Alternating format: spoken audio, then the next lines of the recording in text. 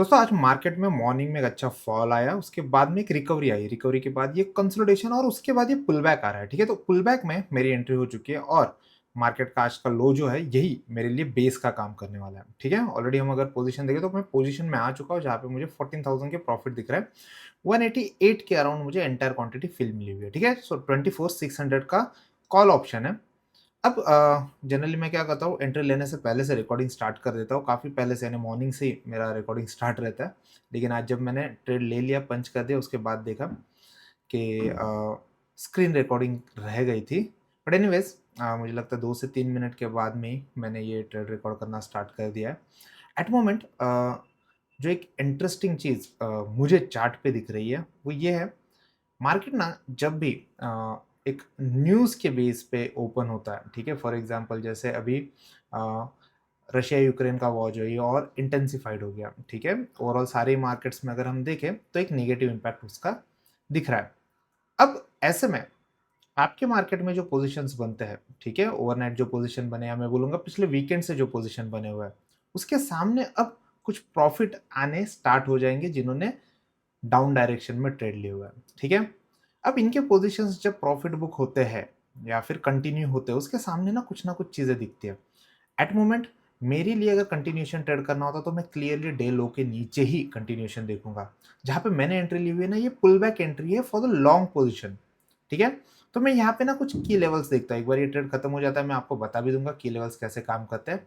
Eight moment जो ये pull back consolidation लगा हुआ है ना 24,600 का, यही मेरे स्कैल्प के लिए एक टारगेट जोन रहने वाला है, ठीक है? तो अगर मार्केट यहाँ तक भी आता है तो ऑलमोस्ट 1:2 जैसा एक बढ़िया रिवॉर्ड मुझे ऑलरेडी मिल जाएगा अगर वहाँ तक आता है।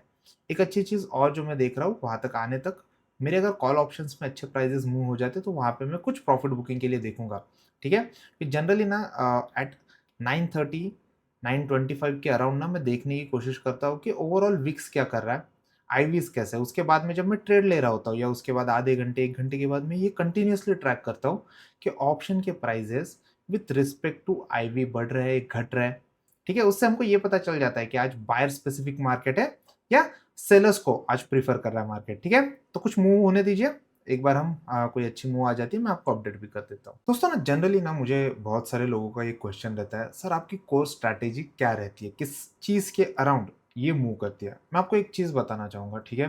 जैसे मैं ऑप्शन स्कैल्पिंग करता हूँ, मैं पोजिशनल ट्रेड्स भी लेता हूँ बेस्ड ऑन ऑप्शंस ट्रेडिंग, ठीक है? फिर वो लॉन्ग डायरेक्शन के हो सकते हैं, शॉर्ट डायरेक्शन के हो सकता है।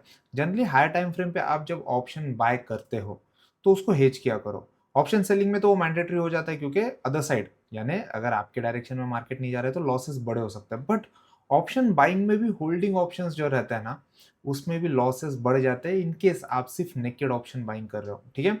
इसलिए जब स्ट्रैटेजी फॉर स्कैल्पिंग आती है ना, तो 1-2 मिनट के कैंडल के बेस पे डिसीजन लेना या 5 मिनट के टाइम फ्रेम पे डिसीजन लेना, और उसके सामने ट्रेलिंग, पार्ट बुकिंग, ये सारी चीजें आप एक्टिवली कर रहे हो ना, तो जाके वहां पे ना आपको कंसिस्टेंसी दिखती है। तो ना नेचर ऑफ ट्रेडिंग जो रहती है ना, उसके बेसिस पे बड़े रिस्क रिवॉर्ड रेशियो, स्ट्रैटेजीज के चेंजेस, ये सारी चीजें ना उसके बेस पे हमको दिखती है, ठीक है? तो यही सारे डिस्कशन जो है ना वेनसडे को हम करेंगे, क्योंकि अब मैं अदर देन ऑप्शन ट्रेडिंग जिसमें मैं स्कैल्पिंग करता हूँ, मैं बहुत सारी चीज़ें और खुद के ट्रेडिंग में ऐड कर रहा हूँ। उसमें से एक चीज़ है होल्डिंग के साथ में जो स्विंग ट्रेडिंग होती है स्टॉक्स में, स्टॉक ऑप्शंस में, वो सारी चीज़ें मैं और ज़्यादा डेडिकेटली ट्रेड कर रहा हूँ। और कुछ चीज़ें हैं जिस पे मेरा फोकस रहेगा, वही सारी चीज़ें जो होती है, एक अच्छे ब्रेकआउट, एक अच्छे रिवर्सल के जो साइंस होते हैं, वो स्टॉक सिलेक्शन में आपके पास कैसे है, इसलिए मैं वहाँ पे फिर ट्रेडस्टॉर्म में और कुछ इनपुट्स डालने की कोशिश कर रहा हूँ। तो आने वाले कुछ दिनों में आपको ट्रेडस्टॉर्म में भी बहुत सारे इनपुट्स वहाँ पे दिखने वाले हैं, ठीक है? तो सिमिलर डिस्कशन जो रहेगा अपना, ये कमिंग वेडनेसडे रहेगा। चलो एक बढ़िया मूव आ गई है, 1 लाख के प्रॉफिट मुझे दिख रहा है। हालाँकि ना यहाँ पे क्लियर एक बॉटम बनते दिख रहा है, बट अगेन वही है कि कुछ प्रॉफिट बुक करके फिर ट्रेलिंग करना थोड़ा आसान हो जाएगा। अदरवाइज़ फिर दिक्कत वही हो जाती है कि मेजर प्रॉफिट हम बुक नहीं करते और फिर मार्केट रिवर्स ले लेता है, ठीक है? तो यहीं पे मैं कुछ क्वांटिटी बुक कर रहा हूँ। मेरी क्वांटिटी बुक हो चुकी है। अब इसके सामने एक बार मैं देखूँ तो 77,000 के प्रॉफिट दिख रहे हैं मुझे, ठीक है? 202 के अराउंड यहाँ पे पार्ट बुकिंग हो गई है। तो एक टाइम था 1 लाख रुपए के प्रॉफिट दिख रहे थे, लेकिन रिट्रेसमेंट आ गई। हालाँकि टारगेट अभी भी ओपन है अपना, जो ये स्विंग का जो मार्किंग है वहीं पे है, तो इसके साथ में कुछ ट्रेलिंग भी पहले ट्रेलिंग ऐसे लगा देते हैं सिस्टम में, ताकि फिर आराम से हम इसको ट्रैक कर पाए, और जब-जब मार्केट ऊपर जाने की अटेम्प्ट करेगा, मैं इसको और ट्रेल करके पास लेके आता हूँ। और ये आप देखोगे, मैंने जैसे हमेशा आपको बोला है कि इस तरीके की वे ऑफ ट्रेडिंग में हमेशा करता हूँ जहाँ पे एक स्कोप मेरे लिए बना रहे कि मैं छोटी क्वांटिटी में रिस्क को काट के वहाँ पे कंफर्टेबली बैठे रह सकता हूँ। तो इसको जितना हो सके उतना ट्रेल करके पास लेके आते हैं और रिस्क को कम कर देते हैं। बाय द वे ना, की ज़ोन्स के पास में ऐसी एक्टिविटी हमको ज़्यादा देखने मिलती है, इसलिए ये की ज़ोन्स जो होते हैं ना, ये मैं काफ़ी क्लोज़ली ट्रैक करता हूँ। चलो स्लोली, स्टेडीली मार्केट मेरे डायरेक्शन में जा रहा है, और मैंने जनरली 1 मिनट के टाइम फ्रेम पे ही यहाँ पे जो 10:30 से पहले 1 मिनट के टाइम फ्रेम पे ही ट्रेड करना प्रेफ़र करता हूँ। आज भी 1 मिनट के टाइम फ्रेम के हिसाब से ट्रेलिंग और एडजस्टमेंट्स हो रहा है। बट जनरली जो ओवरऑल स्ट्रक्चर में देखता हूँ ना, स्ट्रक्चर यहाँ पे अब मुझे थोड़ा और बेटर लगने दिखने स्टार्ट हो गया है। ट्रेलिंग जो होती है ना, ट्रेलिंग मुझे हमेशा 1 मिनट के टाइम फ्रेम पे ही करना मैं प्रेफ़र करता हूँ। जो भी कैंडल हायर हाई बना रही है, प्रीवियस कैंडल के लो के पास में हम उसको लेके आ सकते हैं। क्योंकि 5 मिनट के टाइम फ्रेम पे अगर मैं ट्रेलिंग करने जाऊँगा ना, तो ट्रेलिंग एसएल मेरे बड़े हो जाएँगे, ठीक है? तो वही सारी चीज़ है जो हमको ध्यान रखनी है, उसके सामने काम करना है। अब तो एक पिन बार बन ही गया है, चलो मेरा ट्रेलिंग एसएल भी लग गया है। इसके सामने हम ओवरऑल पोजीशन को भी एक बार चेक कर ही लेते हैं। तो 80,000 के प्रॉफिट मुझे यहाँ पे दिख रहा है। बढ़िया ट्रेलिंग करने का मौका मिला, और स्टेप बाय स्टेप फिर ट्रेल करके मैंने पोजीशन को आगे भी लेके आ गया। तो 207 के पास में मेरा ट्रेलिंग एसएल लगा हुआ है, ठीक है? अब जनरली ना, ये जो कंसोलिडेशंस रहता है ना, जब एक मार्केट बड़ी मूव देने के बाद में जो बेस और रेजिस्टेंस के बीच में जो कंसोलिडेशंस रहता है ना, अगर यहाँ पे एक क्लियर ब्रेकआउट या ब्रेकडाउन आ जाता है ना, तो फिर हमको रेस्ट हाफ के लिए काम करने के लिए कुछ मौका मिलता है। अगर मार्केट इसी जोन में रह गया ना, अब इस जोन में अगर कोई भी अपॉर्चुनिटी देखने जाएगा ना, वो टॉप पे रिवर्सल और बॉटम पे रिवर्सल जैसी अपॉर्चुनिटी देखे ज्यादा उसके लिए एक ल्यूक्रेटिव गेन्स आ सकता है, ठीक है? तो मैं आपको एक बार ट्रेड भी एक्सप्लेन कर देता हूँ, क्या चीजें मैं वहां पे देख रहा था, किस तरीके से मैंने ट्रेड इनिशिएट किया था। अब दोस्तों 5 मिनट के टाइम फ्रेम पे देखो, इंटरेस्टिंग पैटर्न बना, अच्छी खासी सेलिंग हुई, और उसके बाद में पुल बैक आया। अब इस जोन पे जहां पे मैंने क्वांटिटी ऐड की थी, वहां से आगे फर्दर एक अच्छी मूव आई हुई, यानी एक रेंज ब्रेकआउट भी हो गई है। अब मेरे लिए मॉर्निंग मॉर्निंग में क्या चीज़ है जो देखनी ज़रूरी है? सबसे पहले एक की लेवल, कोई भी की लेवल जहाँ पे एक अच्छी बाइंग और सेलिंग हुई है, जो हमको टीसीआई के इंस्टीट्यूशनल लेवल से क्लियरली दिख जाती है, ठीक है? वो हमको लगानी है। बाय द वे, ये कोर्स का पार्ट है, जैसे आप कोर्स ले लेते हो इसका एक्सेस आपको मिल जाएगा, और मैं आपको एग्जैक्टली बता भी दूंगा इसको मैं यूज़ कैसे करता हूँ।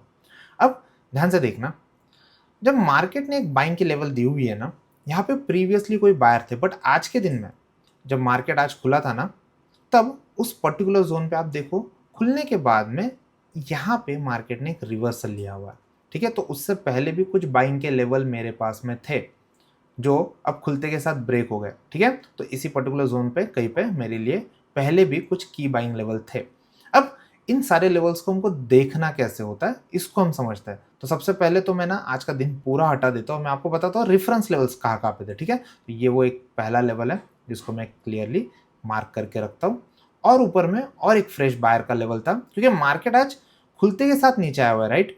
तो उससे पहले कुछ बाइंग के लेवल्स थे, और मैं पहले 5 मिनट में बहुत एग्रेसिवली काम नहीं करता हूँ। मैं मार्केट को थोड़ा सेटल होने देता हूँ, उसके बाद में कोई अपॉर्चुनिटी देखता हूँ। आप देखो, पहले 5 मिनट में दोनों बाइंग के लेवल निकल चुके हैं, ठीक है? तो अब ऐसे में वो लेवल मेरे लिए एज़ अ रेफरेंस काम नहीं करेंगे। मुझे चाहिए कि मार्केट में नीचे और कोई लेवल है, तो जैसे-जैसे मार्केट नीचे-नीचे आएगा, इंडिकेटर आपको बता देता है अगर कोई और अच्छी बाइंग की लेवल है तो, ठीक है? मार्केट यहीं से घुमा हुआ है।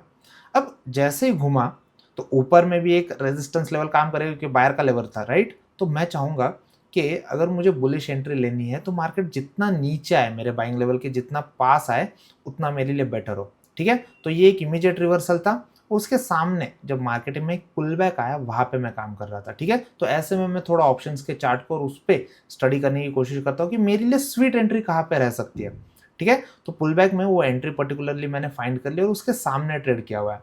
उसके सामने आप देखो, अब क्लियर ब्रेकआउट आया। अब जब ये ब्रेकआउट आ रहा है ना, तो मेरे लिए और एक रेफरेंस लेवल क्रिएट हो गई। तो बहुत सारे जो इंट्राडे ट्रेडर्स रहते हैं ना, ऐसे लेवल्स के साथ में काम करने की कोशिश करते हैं, ठीक है?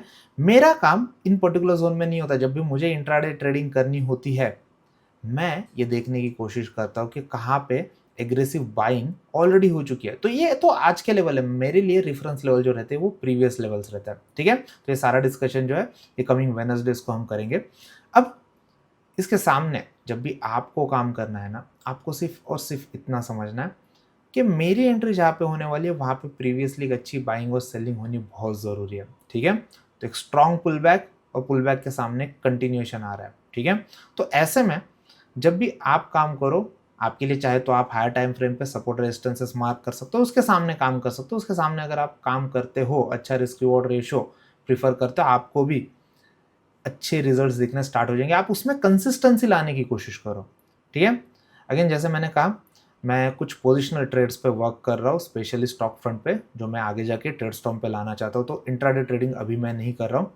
इनकेस अगर आगे जाके कुछ अच्छी अपॉर्चुनिटीज़ मिल जाती है तो मैं देखूंगा। अभी तो CDSL अच्छा दिख रहा है, सामने सामने दालमिया भारत दिख रहा है। तो कुछ चीज़ें हैं जो इंट्राडे स्पेसिफिकली बहुत स्ट्रॉन्ग मूव कर रही है। But anyways in particular trades में जो है ना दोस्तों, मैं देखने की कोशिश करता हूँ कि नेट नेट एग्रेशन कितनी है ओवरऑल इंट्राडे में, जब स्टॉक स्पेसिफिक काम होता है। और इंट्राडे में जब मैं इंट्राडे इंडेक्स पे काम करता हूँ ना, मैं देखने की कोशिश करता हूँ प्रीवियस अच्छे बायर सेलर के जोन कहाँ पे है, ठीक है। तो दोनों में थोड़े डिफरेंसेस है, बट धीरे धीरे मुझे लगता है जो भी यहाँ पे जुड़े हुए हैं, मोस्ट ऑफ लोगों को अब आइडिया आनी स्टार्ट हो गई है कि इंट्राडे में मैं इंडेक्स ट्रेडिंग में क्या चीज़ें देखता हूँ। और मैं चाहता हूँ आप आपके ऑब्जर्वेशंस खुद के बुक में, जो ट्रेड लॉग बुक है उसमें लिखा करो। अगर मैं गलतियाँ कर रहा हूँ, अगर मैं प्रॉफिट कर रहा हूँ, क्या चीज़ है जो मुझे वहाँ पे ट्रिगर करवाती है एक ट्रेड लेने के लिए, ट्रेड करवाने के लिए, वो सारी छोटी छोटी चीज़ें ना मैं हमेशा आपके साथ शेयर करता हूँ। तो वो सारी चीज़ें आप भी आपके एंड पे मेंशन करो, ठीक है। अगेन ट्रेडस्टॉर्म सभी को इसका एक्सेस फ्री है।